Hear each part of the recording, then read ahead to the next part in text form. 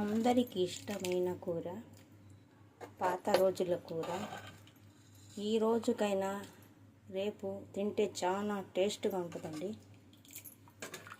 గుమగుమలాడే చెరువు చేపల పులుసు. 2 ఎర్రగడ్డలు, టమాటాలు, ధనియాలు, జీలకర్ర, మెంతులు పేస్ట్ ఇది మిక్సీ పట్టినాను. 1 స్పూన్ కారము, 1/2 స్పూన్ పసుపు పొడి,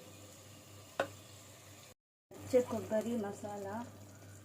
టేస్ట్గా ఉండాలంటే ఇలా వేసుకోవాలా. టమాటా ముక్కలు పచ్చి కోసం వేయాలి. ఇలాగా ముక్కలు వేసుకోవాలి. ఒక 1/2 గ్లాసు వాటర్ వేసుకోవాలి. వడ్డీ చేపలు వేసుకోవాలి. వడ్డీ చేపలు వేసిన తర్వాత ఉప్పు వేసుకోవాలి కొంచెం చూసి. దీనికి చెరువు చేపలు కూడా అంటారండి. వాళ్ళండి గుమలాడుతుందండి. కొత్తిమీర వేసుకోవాలి. వాసన గుమగుమలాడుతుంది. చెరువు చేపలు మామిడికాయ పులుసు.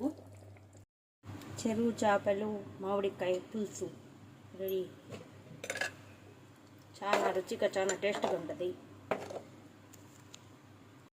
మామిడికాయ చెరువు చేపలు పులుసు.